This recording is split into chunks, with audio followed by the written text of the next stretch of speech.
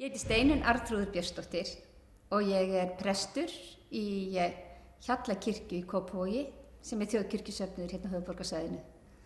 So my name is Steinlinn A Bjornsdóttir and I'm an ordained minister in the ELCI, the Evangelical Lutheran Church of Iceland, and I work in a parish called Hjallakirkja.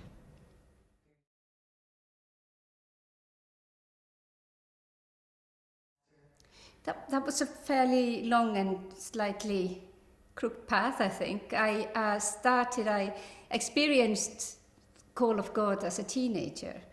So I took my faith seriously, and I participated in a sort of a group, of young people, a Christian group, a Christian fellowship.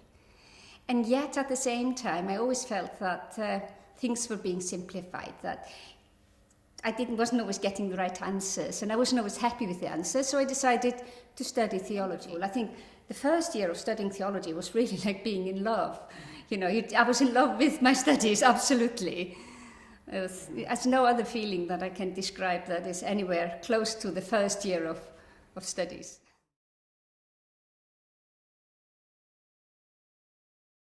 That I was afraid that if I became ordained, I would somehow be more tied down in my thoughts and my teachings and possibly reflections and preaching, etc. Because obviously we are ordained and we belong to a certain denomination with creeds and affirmations that we follow, and I take that very seriously. However, I came to learn, and quite often in my ecumenical gathering, when I met friends, I met people from other churches, from other Lutheran churches frequently, other church leaders, etc., and I spoke to them and voiced some of my doubts about, the work and my ability to do this with my ideas, etc.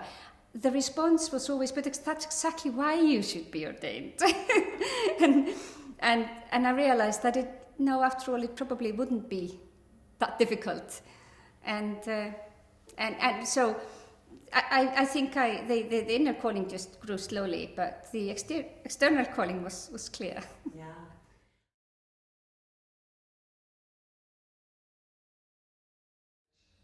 I think so, yes. I am always the optimist.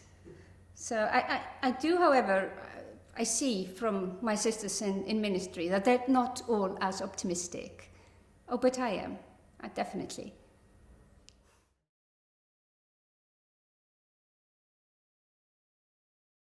I just came from a funeral where I was talking a little bit about eternal life, because a Christian funeral has the message of hope. And I knew, because I knew the people I was talking to, that not everyone shares a strong belief in the Christian faith. And therefore I pointed out the images that we have. Because when people in the Bible talk about eternity and the life ever after, they paint pictures. When they talk about heaven, they paint pictures. They describe something, and there are pictures like that God walks with you. I was reading from Isaiah 40, how the shepherd takes the small lambs in his arms and carries them and leads the mothers. And I find it so good to place myself within these images, because every time I read the Bible, I find that I am in some way part of the stories, and I can be many parts of the story. We know that when we're reading the gospel and we're talking about the gospel to the congregation, you say, we are the disciples, but sometimes we're also this person or that person, and just think of where we are now. And in terms of the grace of God, I just find it so important to remind me continually in daily life that I'm carried like the lambs by God, because I have a very strong tendency to want to sort of start carrying everything myself. The pastor in sort of recent years, and I'm not talking about just few years, I'm talking about like the last few decades. Before that, being a pastor, it was perhaps, it was more a set thing. People knew what it meant. Your clothes sort of protected you. And then we started placing a lot of emphasis on the sort of person of the pastor, who the pastor is and how the pastor meets people, etc., etc. And I think that actually in itself has a certain danger that we have to be aware of, because you're much more likely to suffer burnout if you feel that the whole weight of the gospel rests on your shoulders and not actually on the office and, basically on God and not your shoulders. So, and that's how I often experience grace in my life. I experience that God sort of sits and goes, oh no, not again, my dear.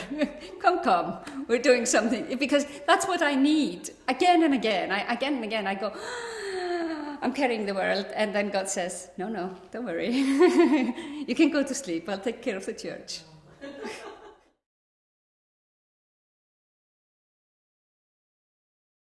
Just like people to remember me as a person who was consistent in what she did and said. I'm not a beacon carrier like Auður was. Auður Eir, the first woman who was ordained here, obviously. They make a mark. I follow, and I try to do well what I do. But most of all, I try to be, and looking a little bit for the English word, I try to be consistent and be who I am at all times. Can you say the name of the volcano that erupted in 2010? I'm trying to learn how to say it. Eyjafjallajökull. Eyjafjallajökull. You know what it means, don't you? It's the glacier that is situated on the mountain, which is on the shore, and right offshore there are islands called the Westman Islands. So they are Eyja, that's the islands, Fjalla, the mountain, Jökull, glacier. So it's the glacier on the top of the mountains, close to the islands. Very simple. Thank you. You're welcome. I don't think you can use all of that, but you'll just edit and edit. A lot of good